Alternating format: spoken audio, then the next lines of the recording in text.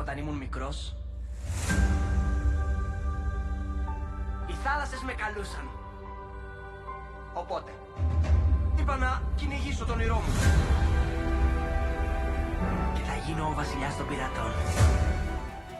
Είμαι ο Monkey D. Luffy και θα γίνω ο βασιλιάς των πειρατών. Γεια σας, είμαι ο Ρέσης Χαλκιάς και παίζω το Luffy στο ελληνικό One Piece. Γεια, είμαι ο Τίτος Γρηγορόπουλος και παίζω τον Ουσόπ στο One Piece Live Action.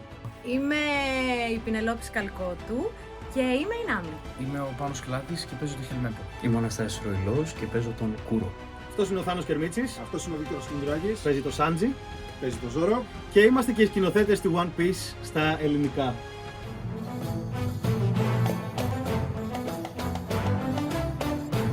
Καλά, είναι στο αίμα μου, στο DNA μου. Εννοείται ότι το γνώριζα, το βλέπω από παιδάκι και το βλέπω και ακόμα. Είμαι τρελός φαν του. Είναι για μένα το καλύτερο franchise που υπάρχει. Τη σειρά ξεκίνησα να τη βλέπω γύρω στο 2011 και το 2014 έκατσα σοβαρά και είδα τα πρώτα 400 επεισόδια νομίζω που υπήρχαν τότε και το παρακολουθώ μέχρι και σήμερα. Κάθε Κυριακή περιμένω με πολύ μεγάλη λαχτάρα να δω το επόμενο επεισόδιο. Ναι, το γνώριζα, δεν το έχω δει όλο, έχω δει όμως αρκετά κομμάτια. Ο αγαπημένος μου χαρακτήρας νομίζω ότι είναι ο Ζόρο, γιατί είναι cool πολύ. Εντάξει, Ζόρο, λατρεύω Ζόρο, ακόμα και χωρίς το ένα μάτι, τον αγαπώ. Spoiler alert! Κάτσε λίγο να σκεφτώ, γιατί έχω το Ζόρο, εντάξει, ο Ζόρο είναι αγαπημένος, αλλά θέλω και έναν από τους κακούς. Πώς τον λέγανε το βλέπετε έτσι, Ναι. τον κοκκινομάλι της μάμα. Κατακούρη τον λένε νομίζω. Φυσικά και το γνώριζα το One Piece γιατί έχω δει το άνιμε. Να θυμηθώ πώς τον λένε, που είναι από μία φυλή. Γνωρίζαμε το One Piece πριν ξεκινήσουμε τη δουλειά αυτή, ωστόσο... Κάποιοι από εμάς δεν το έχουμε τελειώσει. Ναι, δηλαδή Αρχίζουμε ακόμα γιατί είναι πολλά τα επεισόδια. είμαστε ακόμα στον δρόμο. Εγώ είμαι στο 690 αυτή τη στιγμή, λογικά μέχρι να βγει αυτό θα έχουμε φτάσει και στο 750 ή 760. Ναι. Πάντως είμαστε μεγάλοι φαν γενικά των άνιμε. Χρόνια τώρα. Χρόνια Αυτά τώρα, μας ναι. μεγάλωσαν. Να το, King, Queen, Jack, Page One, Who's Who, Black Maria, Extra Drake. One eternity later. Δεν τον βρίσκω. Περίμενε. Ο αγαπημένος μου χαρακτήρας δεν έχει εμφανιστεί ακόμα, να το πω. Spoiler alert! Spoiler alert, είναι ο Τσόπερ. Μ' αρέσει πάρα πολύ, είναι πολύ cute. Εγώ από το original θα πω εμένα ήταν ο Ζόρο. Και εμένα ο Ζόρο ήταν. Α, ωραία. Παιδιά, Είναι τα σπαθιά έργα μου. Είναι τα σπαθιά, ναι, έχουν κάτι. Αυτό. Έχω τα σπαθιά, by the way, το λέω. Ωραία, νομίζω είναι ο Λούφι. Λόγω της μητέρας μου. Η μητέρα μου τον έκανε πριν 20 χρόνια. Τότε στο Alter. Χαμός. Δεν γνώριζα το One Piece. Κάτι μου έλεγε το σκίτσο, αλλά για να είμαι ειλικρινής δεν ξέρω καθόλου όλο αυτό το χαμό που γίνεται. Μετά, κάτι λίγο κοίταξα. τόση ώρα ψάχνω τον King, ο οποίος απλώς είναι χωρίς τη μάσκα. Τέτοιος καλομάθα. Εννοείται ότι ο αγαπημένος μου ήρωας είναι ο Λούφι, γιατί βασικά συγκεντρώνει όλες τις αρετές που πρέπει για μένα να έχει ένας άνθρωπος. Αυτή η αίσθηση της απόλυτης ελευθερίας που αναζητά και βασικά έχει στήσει όλο του το όνειρο πάνω σε αυτή, είναι κάτι που νομίζω όλοι οι άνθρωποι πρέπει να κάνουμε για τον εαυτό μας. Η αλήθεια είναι ότι τρελάθηκα, πήδηξα, γιατί, πώς να σου το πω, οποιοσδήποτε συσχετισμός με αυτό το franchise για μένα είναι χαρά. Δηλαδή, εδώ μιλάμε, έχω τα πάντα, έχω καπέλα, έχω μπλούζες, έχω αντικείμενα, οπότε το να δώσω κάτι από μένα στο Λούφι είναι όνειρο που γίνεται πραγματικότητα. Χάρηκα πάρα πολύ. Εν τω μεταξύ το είχα πει σε όλους μου τους φίλους γιατί όλοι βλέπουν One Piece και τους είχα πει έχω κάνει ένα δοκιμαστικό για αυτά. Και με το που με παίρνουν και μου λένε ότι ξέρεις θα κάνεις τον Ουσόπ, τρελάθηκα. Λέω πήρα μέσα σε όλους τους φίλους, θες Ουσόπ, τι λες, και είχαμε μια τέτοια κατάσταση πολύ ωραία. Χάρηκα πάρα πολύ. Κατενθουσιάστηκα. Η αλήθεια είναι ότι ήθελα πάρα πολύ να πάρω αυτό το ρόλο και έβαλα τα δυνατά μου για να τα καταφέρω. Εντάξει, παιδιά, τρελάθηκα. Τι να λέμε τώρα. Είμαι φαν. Νομίζω δεν το πιστεύαμε στην αρχή. Εγώ ανατρίχιασα. Ναι, δηλαδή, επειδή είχε κυκλοφορήσει το One Piece όταν μεταγλωτίστηκε και είναι σπάνιο, αλλά συνέβη να κάνουμε τεροχρονισμένα τη μεταγλώτηση από την κυκλοφορία του πρωτότυπου. Όταν μάθαμε ότι θα γίνει στα ελληνικά και μάλιστα το κάνουμε εμείς. Νομίζω ότι πετάξαμε από τη χαρά μας. Ήταν ανατριχιαστικό.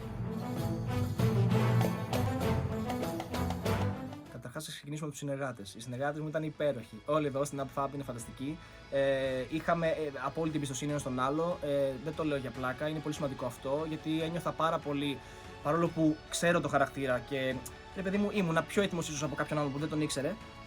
Τα παιδιά ήταν φανταστικά και ήξερα ότι θα είμαι ασφαλής μαζί τους και ότι μπορώ και να δοκιμάσω και όμως να είμαι σίγουρα πιστός σε αυτό που θέλουμε να βγάλουμε.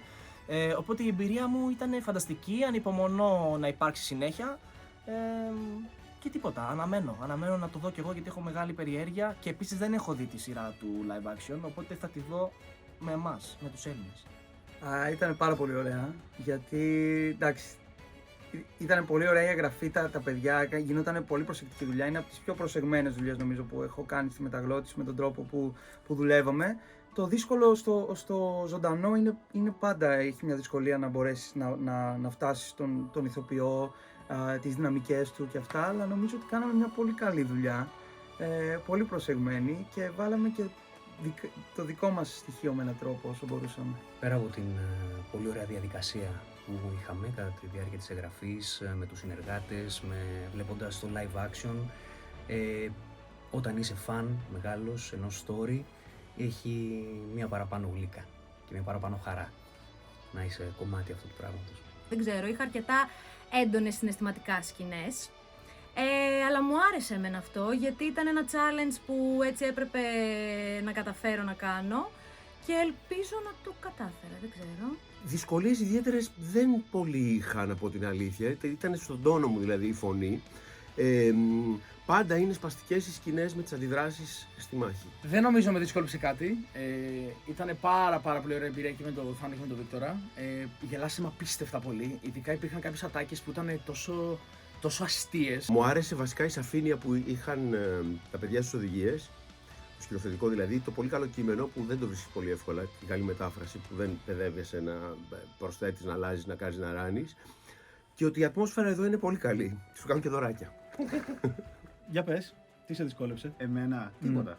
Τι εννοείς? Δεν νομίζω ότι με δυσκόλεψε. Τόσο καλός. Όχι. Όταν έμπαινα μέσα να γράψω, Ναι. στις σκηνές που είναι πέφτουλας, Ωραία. και όχι μόνο πέφτουλας, γενικότερα όταν Σύνηθες μιλάει γι' αυτό το σερβιτόρο. ο Σάντζι, έχει ρε παιδί μου μία άνεση την οποία μου λέει βγάλ' τον κάτω λιγότερο μπουναζιώτη, μου λέγες. Αλλά ναι, αυτό που δυσκολευτήκαμε να κάνουμε ήταν να περιορίσουμε αυτή την ενέργεια πρακτικά ώστε να βγει πιο ρεαλιστικό, πιο φυσικό. Είχε πάρα πολύ φάση. Και νομίζω η ίδια δυσκολία υπήρχε και σε σένα. Γιατί Ναι. αντίστοιχα και εσύ έπρεπε να ρίξεις πάρα πολύ την ενέργεια σου. Ακριβώς, ναι. Γιατί- Αλλά παράλληλα να μην χαθεί. και Δηλαδή- να μην ακούγεται τελείως flat. Γιατί είχε αυτή την ιδιαιτερότητα ο Ζόρο. Γιατί ήταν ο πιο ήρεμος, ο πιο cool Ναι, χαρακτήρας ναι, ούτως ναι, ή ναι. άλλως by default. Αλλά εμείς προσέχουμε ο ένας τον άλλο.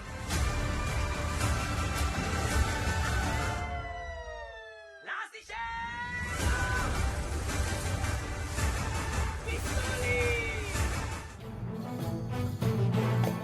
Η αγαπημένη μου ατάκα είναι σε μια στιγμή που για μένα είναι η πιο λούφη στιγμή στην πρώτη σεζόν σίγουρα. Είναι εκεί που η Νάμι ζητάει τη βοήθεια του Λούφι και λέει ο Λούφι φυσικά θα σε βοηθήσω. Και της βάζει το καπέλο. Είναι ένα τριχύλα. Εκεί δηλαδή κοιτιόμασταν μεταξύ μας. Είναι η στιγμή που ο Ουσόπ νικάει τον ψαράνθρωπο και μετά γυρνάει να το πει στην ομάδα και λέει: Ο Μέγας Καπετάνιος Ουσόπ νίκησε τον εχθρό και αυτά. Και λέει μετά: Και δεν ήταν κανένας εδώ για να το δει.